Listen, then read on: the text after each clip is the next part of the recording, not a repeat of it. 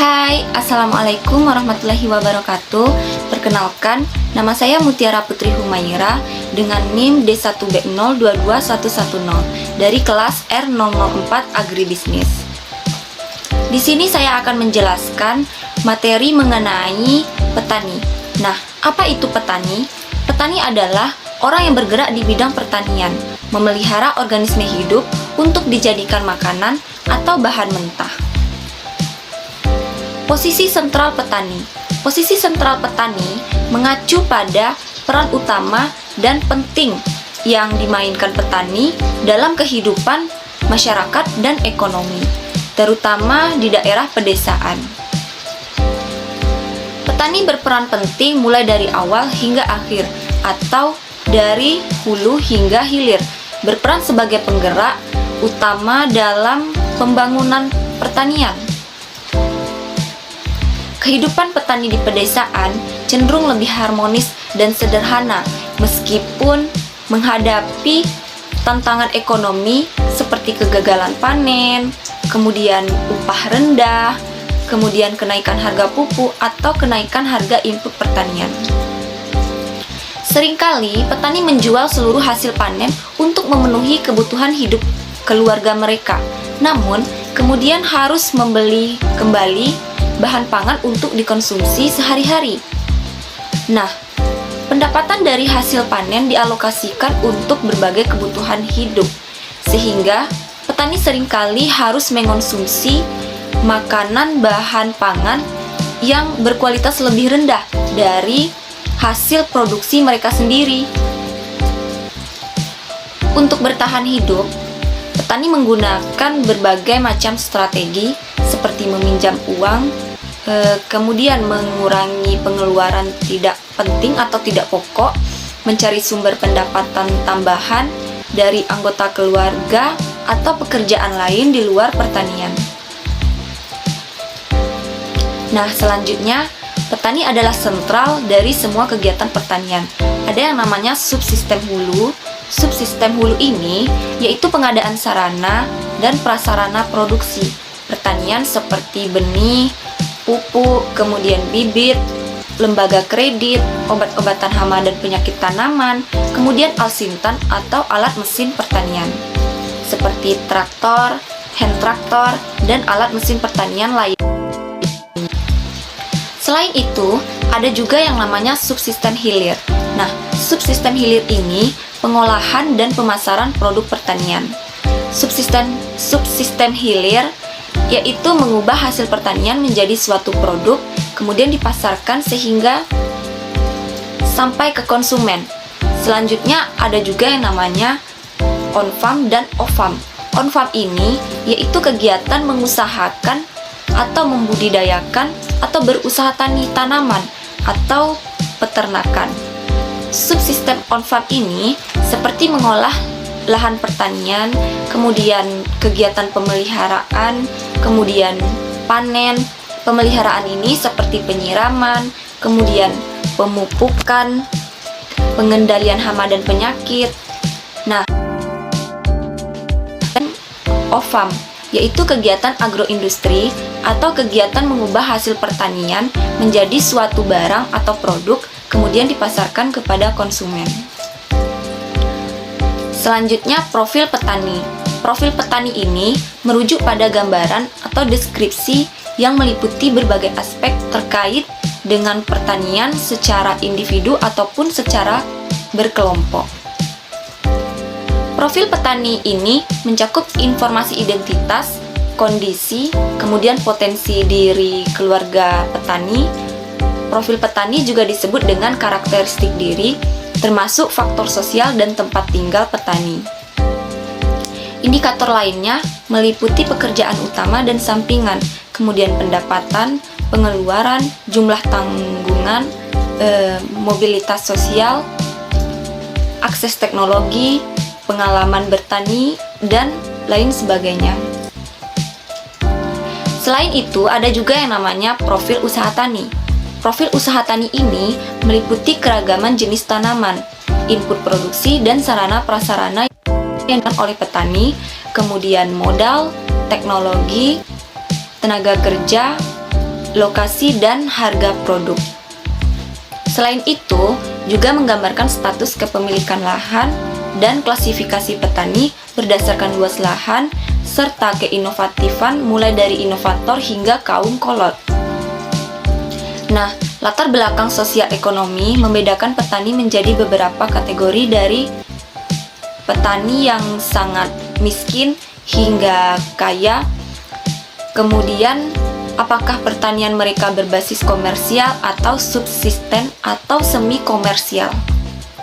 Komersial ini yaitu petani mengusahakan atau membudidayakan suatu tanaman atau peternakan untuk dijual. Kemudian ada juga yang namanya semi komersial. Semi komersial ini yaitu selain dijual, petani juga mengonsumsi hasil dari pertanian mereka sendiri. Dan yang ketiga yaitu subsisten. Subsisten ini yaitu semua hasil dari pertanian untuk dikonsumsi keluarga mereka sendiri, bukan untuk dijual atau tidak mengutamakan profit atau keuntungan. Petani di pedesaan ini, mereka itu memegang nilai kebersamaan dan toleransi yang tinggi dibandingkan dengan masyarakat di perkotaan. Meskipun memiliki posisi tawar yang lemah, petani belajar dari pengalaman. Kemudian petani lebih mahir dalam mengelola pertanian tanpa alat canggih.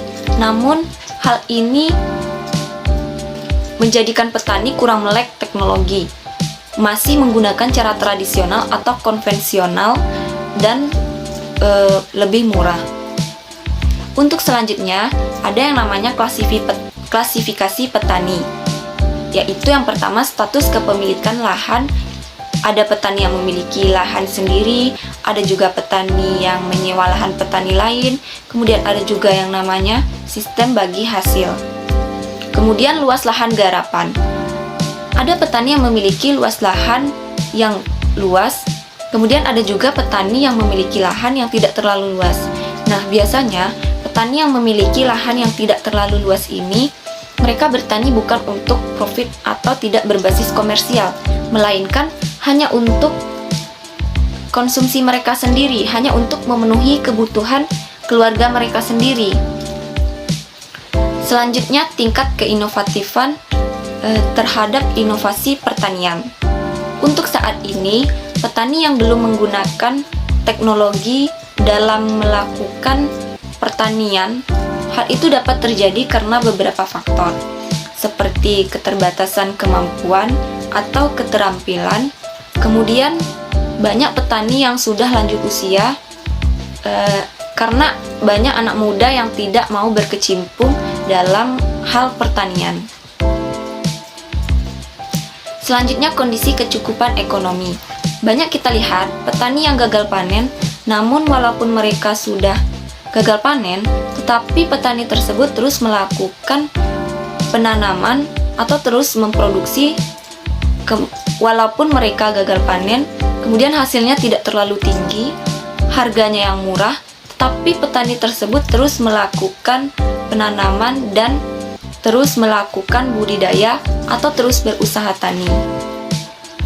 Kemudian, orientasi kontribusi hasil usaha tani dan jenis komoditas pertanian yang dibudidayakan. Ada petani yang membudidayakan padi, kemudian ada petani jagung, ada petani hortikultura seperti sayur-sayuran. Selanjutnya, adopsi tingkat teknologi. Nah, dapat kita lihat masih menggunakan teknologi. Sebenarnya, keberadaan teknologi ini sangat bermanfaat dalam pertanian. Hal tersebut dapat meningkatkan produktivitas dalam pertanian, namun masih banyak petani yang belum mengadopsi teknologi. Dampak buruk dari penggunaan teknologi ini sendiri yaitu banyak orang yang kehilangan pekerjaan yang sebelumnya mereka, misalnya pada saat musim panen itu banyak yang bekerja manen padi petani lain secara manual. Namun sejak adanya mesin pemanen padi atau combine, mereka tidak dapat borongan panen padi. Selanjutnya, spesifik lokasi. Nah, selanjutnya komunitas petani. Komunitas petani ini merujuk pada sekelompok individu yang memiliki profesi atau kegiatan utama dalam bidang pertanian.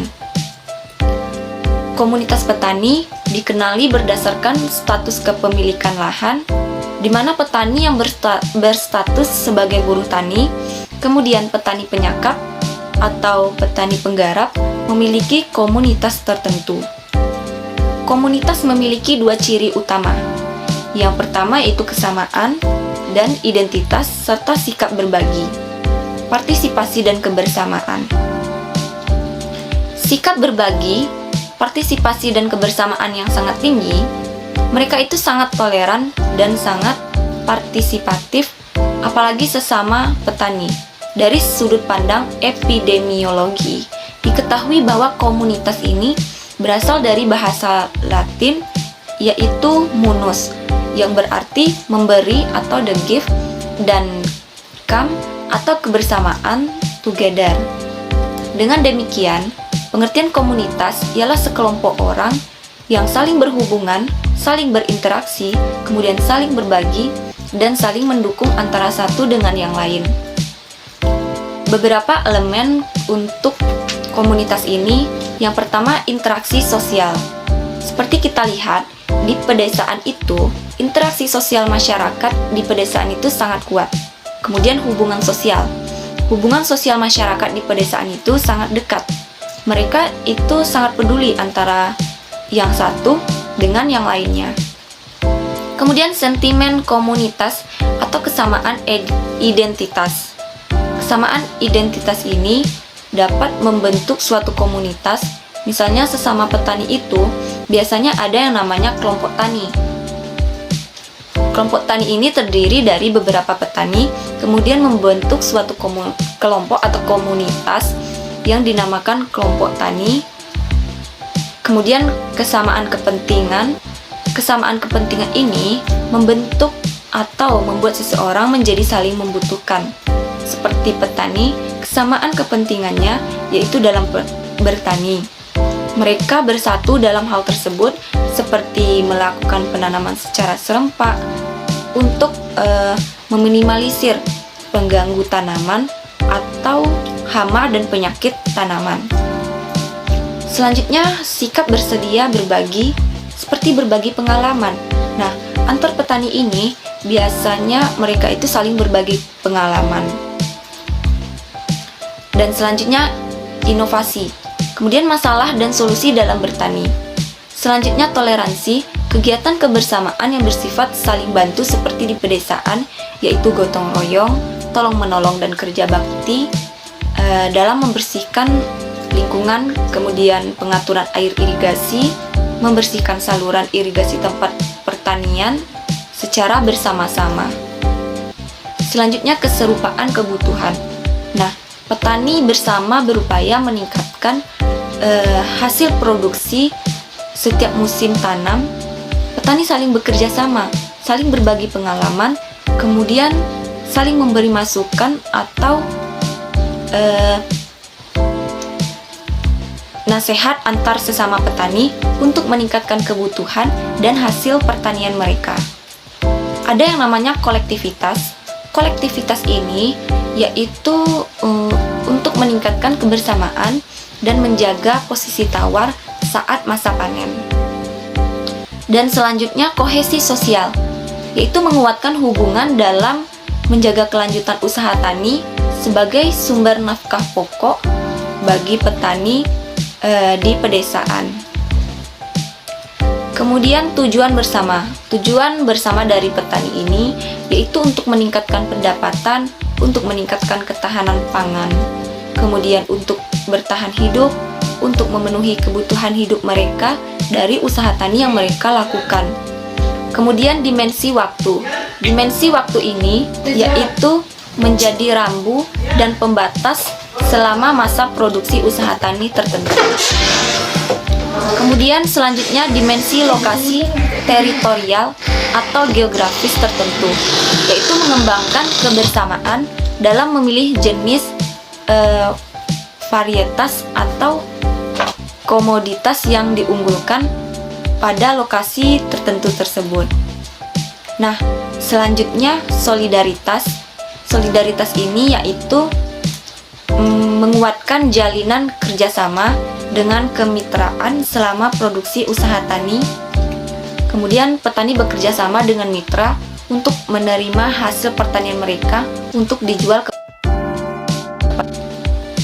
Dan selanjutnya yaitu nilai dan norma sosial berbudaya agraris. Itu mengatur perilaku dalam bertani dan kemudian menentukan komoditas yang akan dilakukan. Nah, sekian presentasi dari saya.